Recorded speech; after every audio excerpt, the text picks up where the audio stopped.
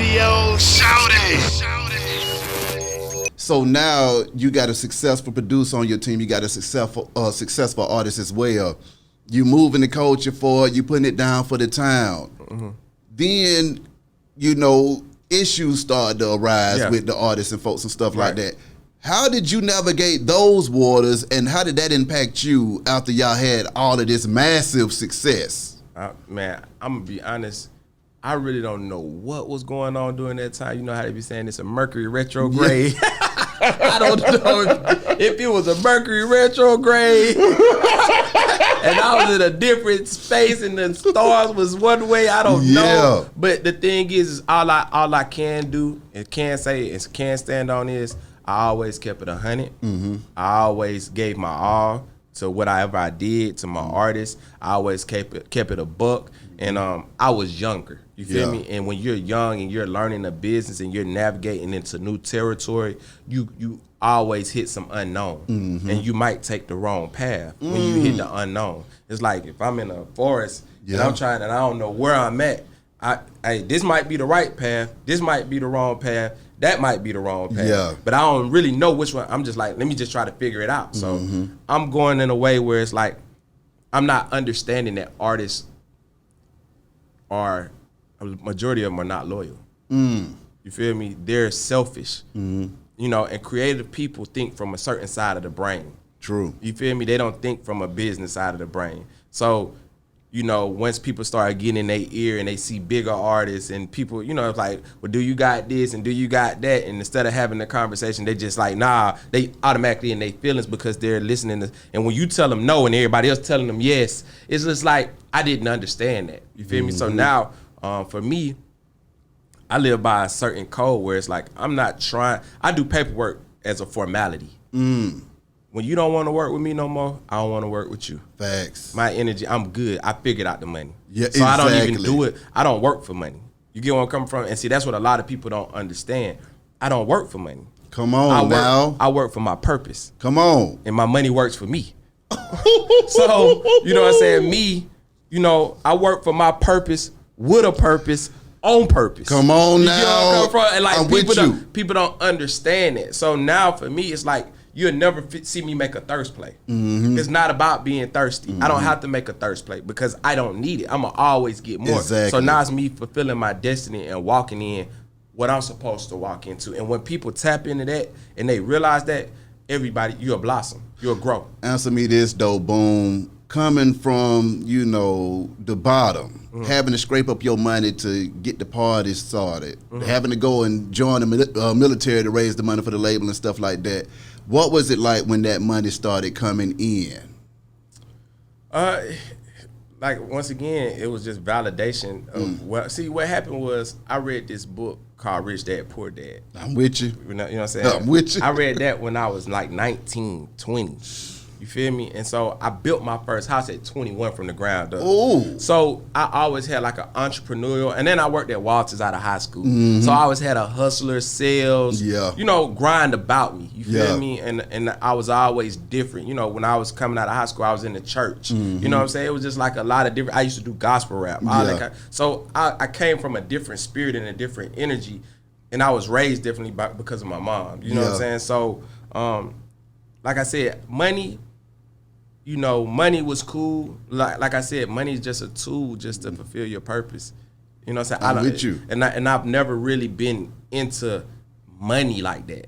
I always been to what's my goal? What am I trying to accomplish? Exactly. So when the money came with it, it was just validation that I'm doing the right thing, and I want to keep using the money to keep fulfilling my purpose and making people smile. Because I used to host the parties and throw the parties, and so I'm bringing timeless music that make people feel good. Like that was my whole MO, making people feel good and fulfilling the purpose. You know what I'm saying? To enjoy life. That's it. So now after you was done with the MMI, you took that time to relax and get your mind right, man. What was that time like? I didn't take it to relax and get my mind right. What it was this right here. I lost my mom. Yeah. When I lost my mom, I lost a lot of love. I felt like I lost a lot. So I had to find myself. Yeah. I was during that time, I was confused. Because I was going into a different level in life where I'm even reading. So like, for example, you read certain books about money. Let's just get on the money topic, right? And I wasn't doing stuff fully with a purpose. I kind of lost my path. You feel me? So I'm trying to figure it out. Like, why is they doing this? Why am I getting persecuted by everybody? Why are they hating on me? And I'm showing love. And I'm trying to figure it out and trying to understand something that really wasn't for me to understand. Ooh. You get where I'm coming from? And so, like, when you read certain books, even like with dealing with money and, you know, maintaining it and debt and, you know, stuff like that. Like, if you read a book by Dave Ramsey, you know what I'm saying, and Susie Orman. Right? You familiar with them? Yeah. Right. And if you read a book by Robert Kiyosaki and Grant Cardone or Dan Pena, you're going to be confused.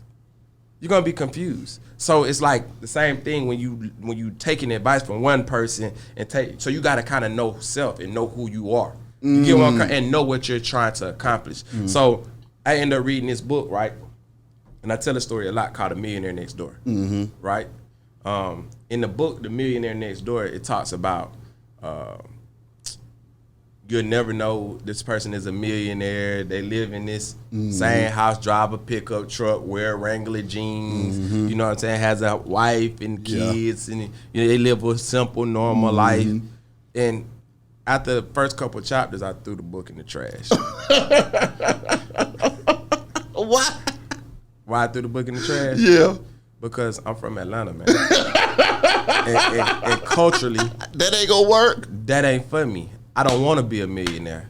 So I was like, point me to the 100 millionaires. Exactly. The billionaires. Ooh. You get what I'm coming That's from? when that painter came in there. You feel where I'm coming from? So now it's like, I want to ride private jets. Yeah. I won't bust down Audemars. Come on. I won't Lamborghinis. Exactly. And, you know, I'm from, I want to live life. I don't want to be simple. So if I'm taking the advice of these people, it's going to tell me, stay out of debt.